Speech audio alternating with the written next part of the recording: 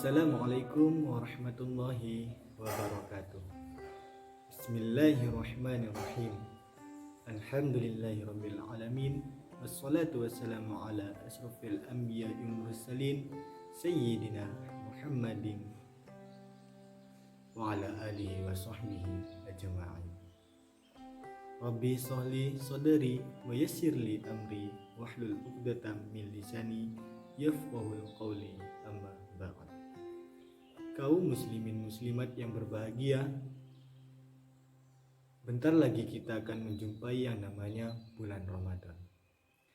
Bulan Ramadan adalah bulan paling mulia sebagaimana hadis yang diriwayatkan oleh Abu Nuwas, khairis syuhur syahru Ramadana. Karena di dalam bulan Ramadan diturunkannya mukjizat Allah kepada Nabi Muhammad yang berupa Al-Quran. Maka barang siapa yang mengerjakan kebaikan pada bulan Ramadan, ia akan mendapatkan lipat gandakan ganjaran. Ada 5 faedah yang dapat kita perlu ketahui.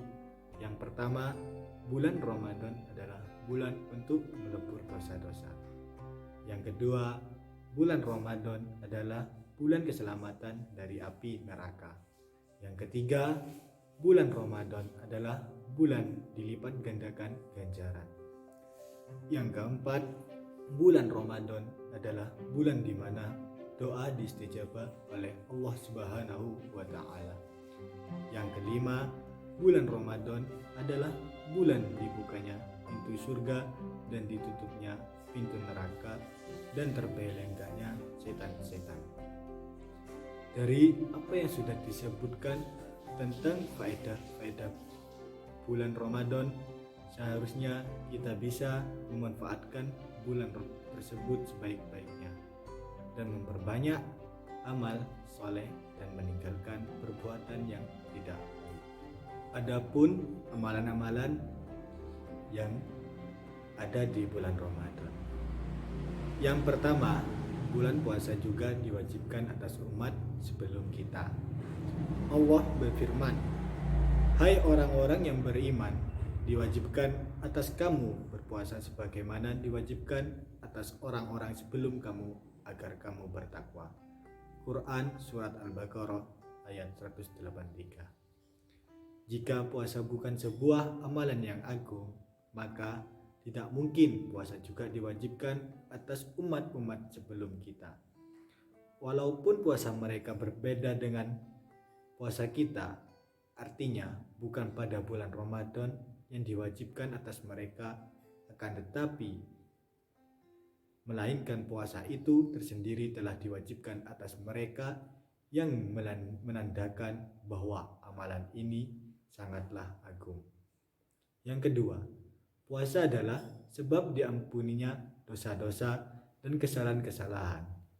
Rasulullah SAW bersabda, "Barang siapa yang puasa Ramadan dengan iman dan pengharapan atau pahala, diampunilah dosa-dosa yang telah lampaui." Muttafaq alaihi. Iman maksudnya beriman dengan Allah dan ridho atas diwajibkan puasa Ramadan. Pengharapan yaitu mengharap balasan dan pahala dari Allah Subhanahu wa taala.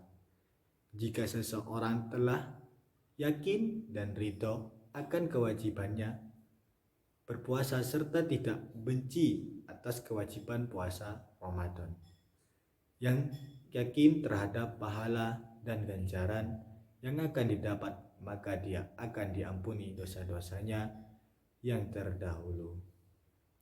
Yang ketiga, bahwa pahala puasa tidak terlihat dengan jumlah tertentu, akan tetapi pahalanya diberikan kepada orang yang berpuasa tanpa ada perhitungan.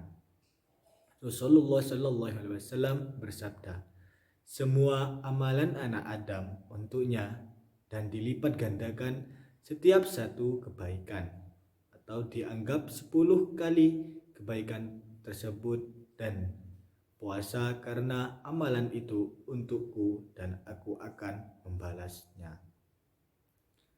Meninggalkan syahwatnya dan makanannya demi aku. Yang keempat, 2. Kebahagiaan bagi orang-orang yang berpuasa, yaitu kebahagiaan ketika berbuka puasa setelah menahan nafsu. Menjumpai Allah di akhirat dengan dimasukkannya terdalam surganya. Rasulullah SAW bersabda, untuk orang yang berpuasa 2 kebahagiaan ketika berbuka puasa dan kebahagiaan ketika menemui Tuhannya. Yang kelima, bahwa amalan puasa memberi syafaat kepada orang yang mengamalkannya, seperti Al-Quran yang memberi syafaat di akhirat kepada orang-orang yang membacanya. Rasulullah SAW bersabda, puasa dan Al-Quran memberi syafaat bagi seseorang hambanya pada hari kiamat. Puasa berkata, wahai Rob, aku telah menahannya dari makanan dan syahwat, maka berikanlah syafaat Al-Quran. Wahai Rob, aku telah menahannya dari tidur di malam hari, maka berilah syafaatnya. Rasulullah berkata, maka keduanya memberi syafaat. Hadis riwayat Ahmad, At-Tabari, dan Al-Hakim. Itulah 5 keutamaan puasa Ramadan, dan masih banyak lagi keutamaan yang berkaitan dengan amalan puasa. Dengan diwajibkan amalan-amalan bukan saja memberikan pahala bagi kita, bahkan menjadi kita sebagai makhluk yang utama dan penuh dengan masa depan yang cerah. Semoga kita dijadikan sebagai hamba-hambanya yang taat dan ridho dengan semua keputusannya. Sepertinya hanya itu saja yang bisa saya sampaikan perihal apapun yang telah saya lontarkan dari ucapan saya. Kurang lebihnya saya mohon maaf sebesar-besarnya. Akhir kata, saya aturkan terima kasih. Assalamualaikum warahmatullahi wabarakatuh.